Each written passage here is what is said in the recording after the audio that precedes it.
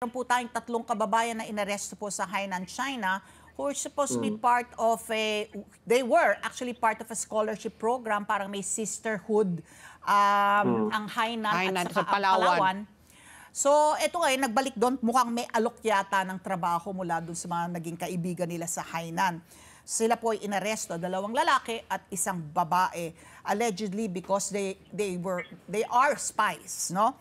So, what do you make of this considering meron na mga spekulasyon na sinabi po ni spokesperson ng National Security Council, Jonathan Malaya, na maaari ito ay bilang ganti, no, retaliation dun sa ginawa po ng ating bansa na pag-aresto. I don't know, are we at 7 now?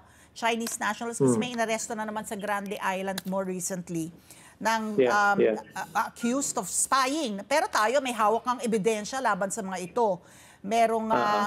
Meron ng confession, di umano itong tatlo nating kababayan, umamin na sila po ay espiya, pinag-espiya po sa China ng ating pamahalaan. What do you make of this latest turn of events po?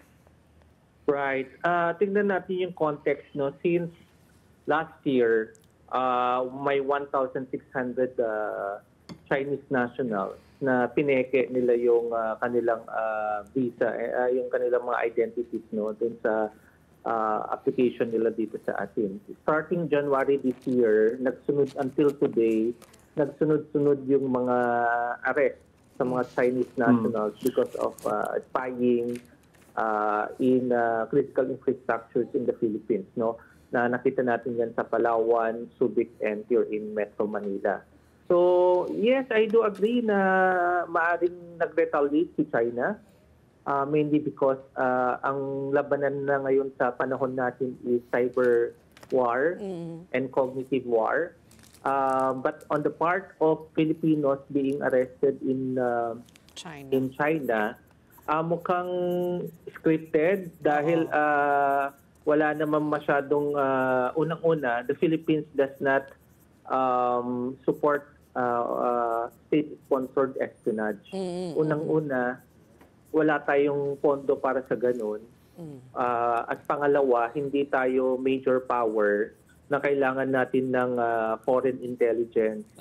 Ang mas iniintindi natin ay yung sarili nating national security.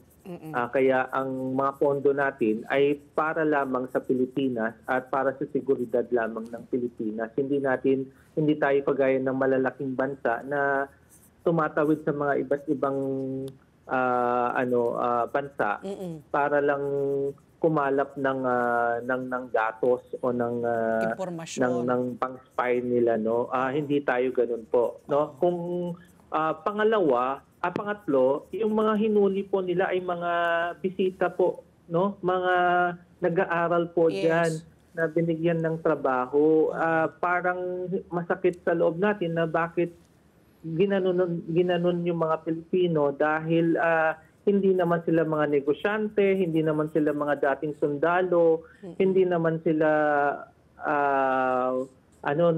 yung may kung maaari natin sabihin merong pondo, no? Sila po ay nagpunta diyan bilang mga scholar at maaring gustong magtrabaho rin diyan sa China. So I think there's a big difference of the Chinese nationals who were arrested in the Philippines and Filipinos who were allegedly arrested in China because of espionage.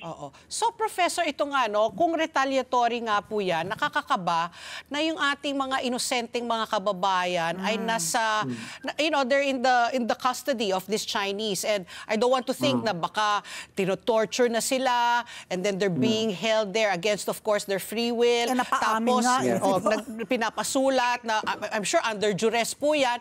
Anong pwede natin gawin po para maipabalik sila dito, no? Sinasabi nga baka palit ulo. Ayan ba po ay ginawa nila para po makuha nila yung nahuli po natin dito ng mga espiya? Yeah, unang-una, dapat i-recognize yung due process. When it comes to due process, dapat yung embahada ng Pilipinas sa China, bigyan din sila ng abogado, itong mga Pilipino na ito, para ipagtanggol yung mga karapatan nila. Pangalawa, dahil this is state concern, no? Concern ito ng state because of China's national security. It's a government to government talk. Yeah. Importante yun, mag-usap yung mga diplomats natin at yung gobyerno natin pagdating sa ganito.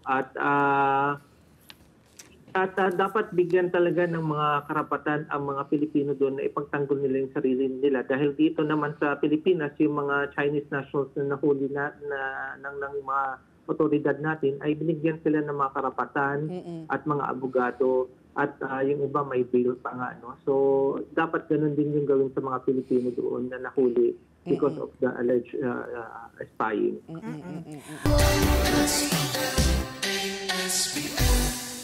Let's get together.